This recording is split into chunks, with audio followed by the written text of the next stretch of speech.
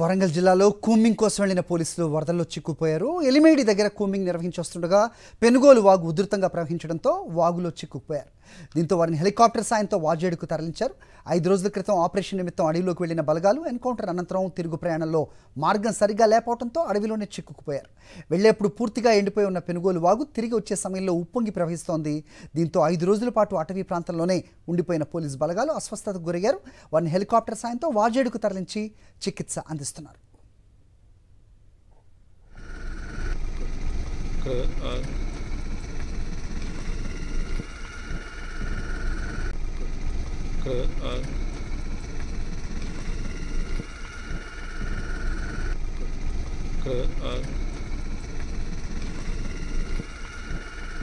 ఇది అంశానికి సంబంధించి మరిన్ని అప్డేట్స్ మా కరెస్పాండెంట్ శ్రీధర్ ఇస్తారు.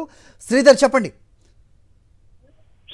గత 4 రోజుల క్రితం ఛత్తీస్గఢ్ పెనుగోలు దగ్గర జరిగిన ఎన్కౌంటర్ సంబంధించి అయితే ఎవరైతే అక్కడికి పోయిన పోలీసులు అక్కడ అడవిలో చిక్కున్నారో అయితే అక్కడ సమీపంలో ఉన్న ఒక వాగు ఉధృతిగా ప్రవర్తించడం దాదాపు 2 రోజుల నుంచి కూడా వాళ్ళు దాటలేని పరిస్థితి ఉంది. తర్వాత వాళ్ళ కమ్యూనికేషన్స్ కూడా డిపార్ట్మెంట్ తోటి అటు ఛత్తీస్గఢ్ తోటి కానీ ఇటు తెలంగాణ పోలీసు తోటి కానీ డిపార్ట్మెంట్ తోటి కనెక్షన్ తెగిపోయాయి.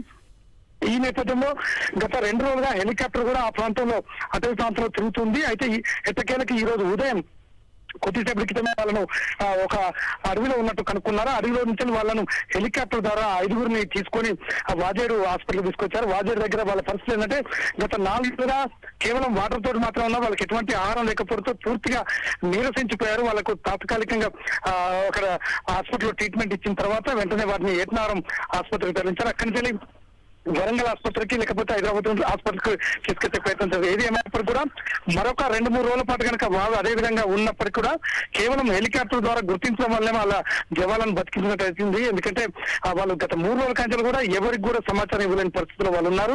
కేవలం హెలికాప్టర్ ద్వారా గుర్తించి వాళ్ళని ఇప్పుడు వాజేడు పోలీసు అక్కడ తీసుకొచ్చారు. వాజేడు తర్వాత ఇప్పుడు ఏటనారం తరలించారు. ఏటనారంలో వాళ్ళ పరిస్థితి కొంచెం అంటే మంచిగానే ఉన్నట్టు డాక్టర్లు చెప్తున్నారు. వాళ్ళను వరంగల్ కానీ హైదరాబాద్ కానీ తరలించే ప్రయత్నం చేస్తున్నారు. Hari. All right, Sridhar. Thanks for the inputs.